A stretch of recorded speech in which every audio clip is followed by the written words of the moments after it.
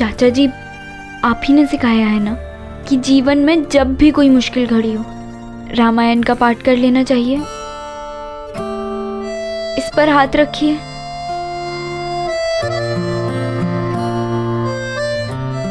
चाचा जी प्लीज।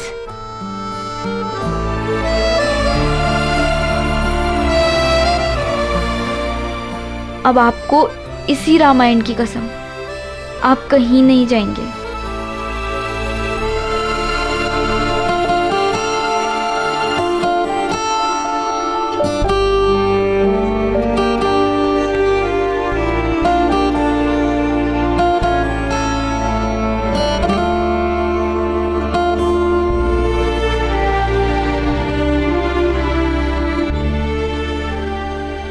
चलो बेटा, फेरों का वक्त हो रहा है। ये मुझे दीजिए।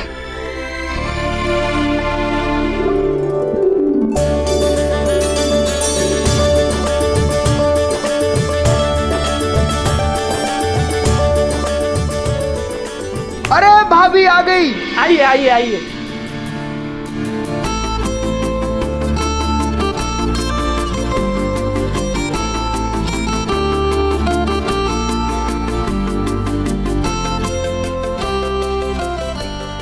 लगती तो सुंदर है, हैं जीजा जी?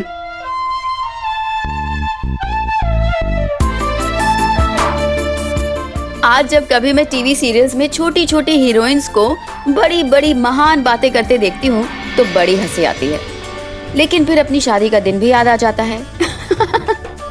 बाप रे, कितना ज्ञान बांट दिया था मैंने उस दिन। वैसे ज्ञान बांटती भी क्यों ना, आखिर मेरे चाचा जी के आत्मसम्मान का सवाल जो था। अरे भाई साहब, वो किधर है नैना का बाप? अरे हाँ, એટલે परवा वो लाइब्रेरियन का तो कोई आता पता भी नहीं है भाई। हाँ, बाय गॉड, फेरों के टाइम तक मेहमान चले जाते हैं ये तो देखा था, लेकिन यहाँ तो लड़की का बाप ही गायब है। बाय गॉड, घर जाके सो तो नहीं गए? पूछिए इनसे, पूछिए। तो पूछो जीजा जी, पूछो पूछो। मैं क्या बोलता हूँ सीए साहब, अरे आपने तो बोला था कि वो लड़की के पापा जो है वो आ जाएंगे अभी। हाँ हाँ, कहा तो था ना आपने भाई साहब।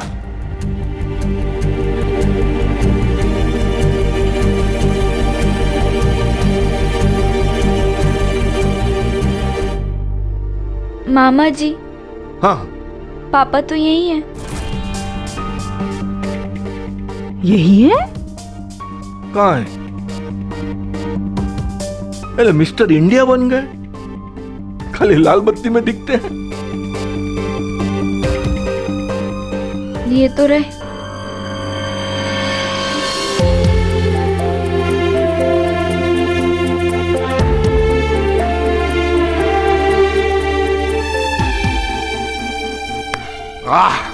अरे मेरा अनुमान एकदम बराबर निकला। मुझे मालूम था ये लाइब्रेरियन एंड टाइम पे दुम दबा के भाग जाएगा। बाय गॉड, मुझे भी पता था कि ज्यादा देर ना ये मुस्कुराने का नाटक कर ही नहीं पाएंगे। क्यों भाई साहब? वो कहते हैं ना, तलवार का घाव भर सकता है लेकिन बातों का घाव नहीं भरता। मुझे नहीं लगता ये कहावत सही है, क्योंकि उस दिन सबकी बातों से मेरे मन पे घाव लग रहे थे और उन घावों को समीर के प्यार भरे हाथों ने और उसकी क्यूट सी स्माइल ने 1 सेकंड में भर दिया था। और उस दिन समीर के प्यार के साथ साथ मेरे भगवान का आशीर्वाद भी था, मतलब मेरे चाचा जी का आशीर्वाद। पानी ग्रहण रस्म के लिए कन्या के पिता आगे आए।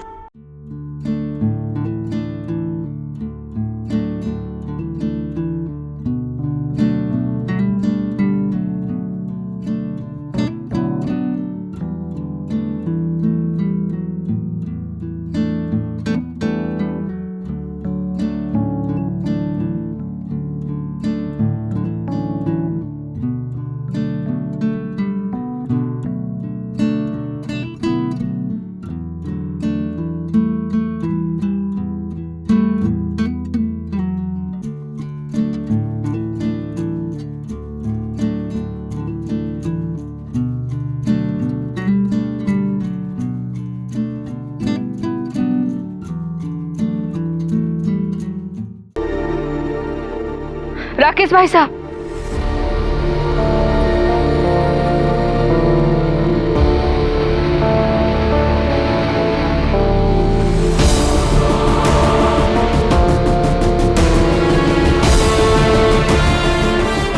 भगवान झूठ न बुलाए भाई साहब, आप यहाँ हैं तो अंदर क्यों नहीं आ रहे? मैं बस अपनी बेटी और दामाद को देखने आया था, देख लिया, अब जा रहा हूं। भाई साहब, अपना फर्ज पूरा किए बिना आप ऐसा क्यों कर रहे हैं भाई साहब? क्यों? अर्जुन के खातिर। अर्जुन के खातिर? भाई साहब और भाभी जी ने मुझे घर बुलाया था। हमारा अर्जुन नैना से कमजोर है। जैसे तुम हम 3 भाइयों में सबसे ज्यादा कमजोर हो, वैसे अर्जुन भी कमजोर है। और इन दिनों उसके चेहरे पर निराशा और नाकामयाबी साफ झलकने लग गई है। अगर आप हम पर यकीन करें तो हम अर्जुन के लिए कुछ कर सकते हैं। आप जैसा बोलेंगे मैं करने के लिए तैयार हूं, बस मेरे आप नैना की शादी में नहीं जाएंगे।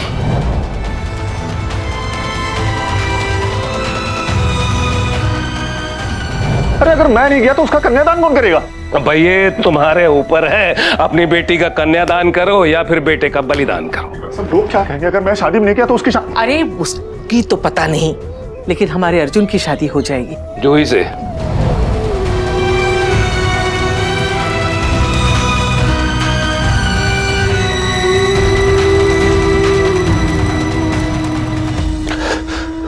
हो सके तो तुम सब मुझे माफ कर देना, लेकिन मेरे पास इसके अलावा और कोई चारा नहीं था बेला, कोई चारा नहीं था। पूरी उम्र में बस हारता ही रहा, कभी अपनों से कभी सपनों से। और मैं नहीं चाहता हूं कि जो मेरा हाल हुआ वही मेरे बेटे अर्जुन का भी हो। नैना जिंदगी से लड़ना जानती है, जीतना जानती है, लेकिन मेरा अर्जुन वैसा नहीं है। वो मेरी तरह जो शायद लड़ने से पहले हार मान लेता है। आज मैंने अपने बेटे या बेटी में से किसी एक का चुनाव नहीं किया बेला। आज मैंने चुनाव किया है एक कमजोर बच्चे और एक ताकतवर बच्चे में से, कायर और एक साहसी में से।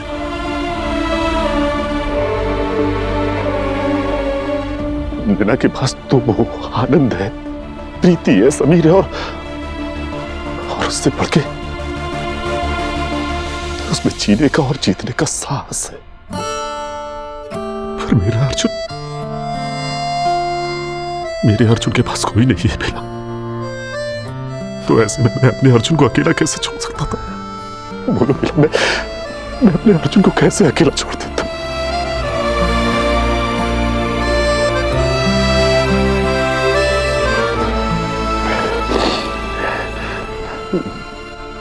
नैना और समीर को मेरी तरफ से आशीर्वाद देना। जी।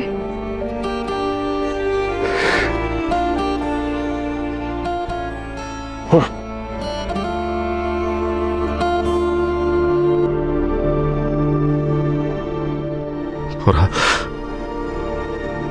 हो सके तो इससे कन्यादान करना उसका। मैं समझूंगा कि मेरा आशीर्वाद नैना तक पहुंच गया।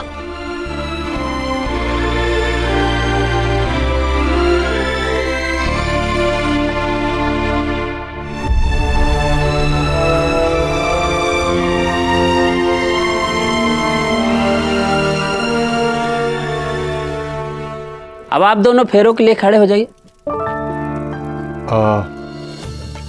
प्रीति, हाँ, मम्मी कहाँ है? आ गई। अरे चाची जी आ गई।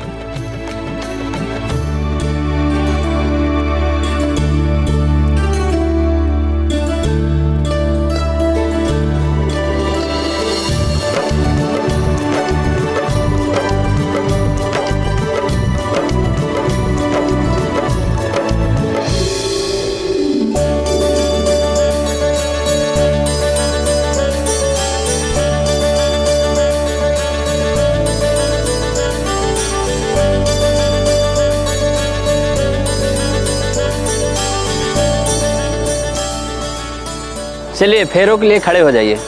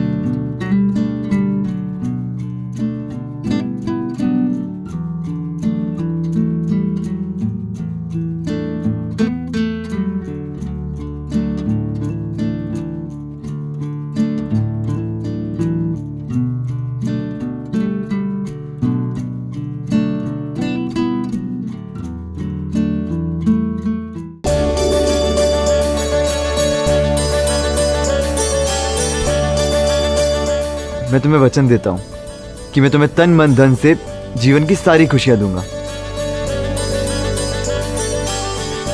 मैं वचन देती हूँ कि तुम्हारा और ससुराल में सभी बड़ों का सम्मान करूंगी और तुम्हारे हर सुख और हर दुख में तुम्हारे साथ रहूंगी। अपने ताऊ ताई को तो भूल गई, बड़ों का आदर सम्मान।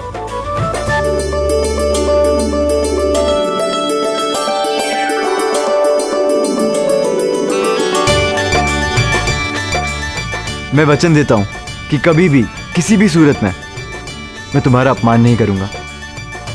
देख रहे हो, अपमान ना करने की बात कौन कर रहा है? मैं वचन देती हूँ कि तुमसे कभी भी कुछ भी नहीं छिपाऊंगी।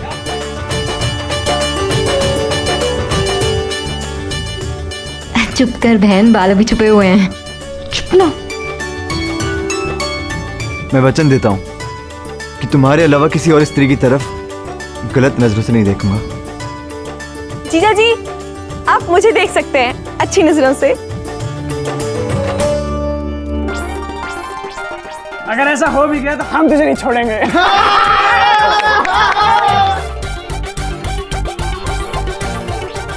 फेरे संपन्न हो।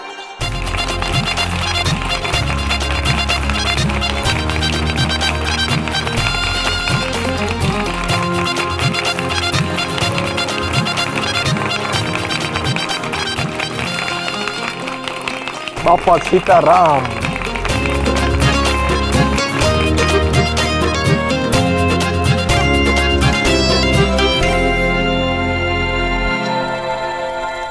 ये लीजिए, कन्या की मांग में सिंदूर भरिए।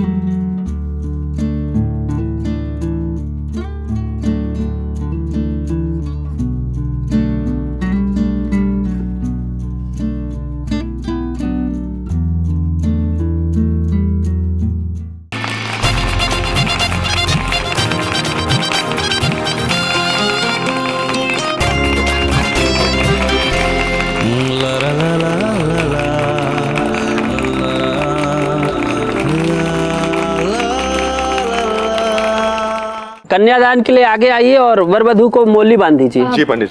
अब भगवान झूठ ना बुलाए पंडित जी, कन्यादान इस मौली से करेंगे क्या?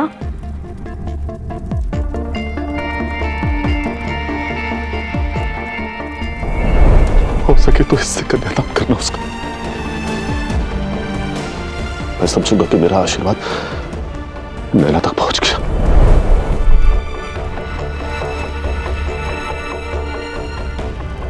बहुत ही शुभ मौली है ये।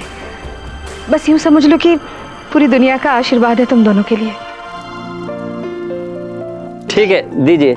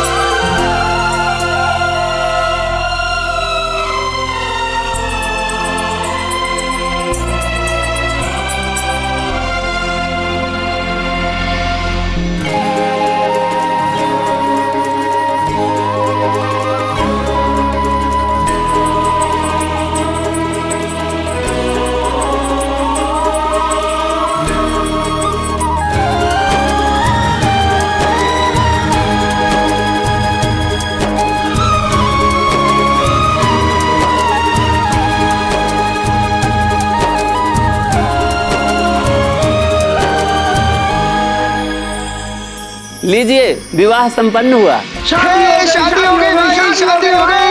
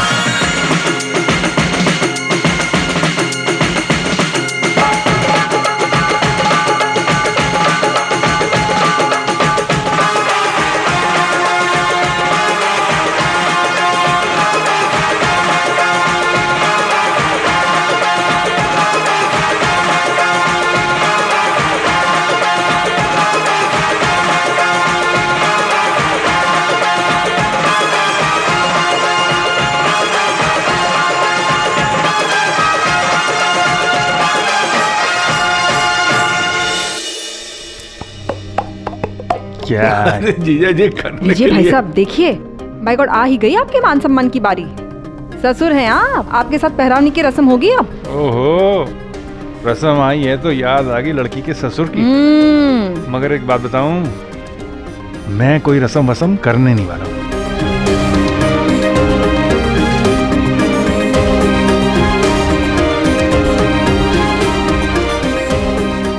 बैठो, आराम से बैठो जी, यही तो टाइम। भाई साहब, आप कह रहे थे ना कि मैं इतनी दूर दिल्ली से आया हूं, थोड़े मजे लेने चाहिए।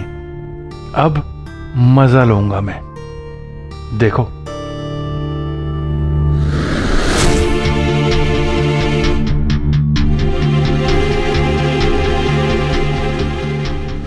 अरे जीजा जी, आप तो एकदम चैंपियन खिलाड़ी निकले। हाँ, क्या बात है भाई साहब। चुप चुप चुप चुप।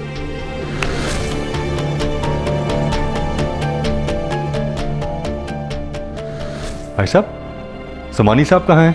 पैरावनी की रस्म शुरू करते हैं। क्या हुआ, सब ठीक तो है ना? हाँ, वैसे तो सब ठीक ही है। बस वो जीजा जी को थोड़ी उनकी तबीयत खराब हो रही थी तो। अच्छा, कहाँ है वो? हाँ? वो मैं जानती हूँ, वो घर ही गए होंगे। अब पैरावनी की रस्म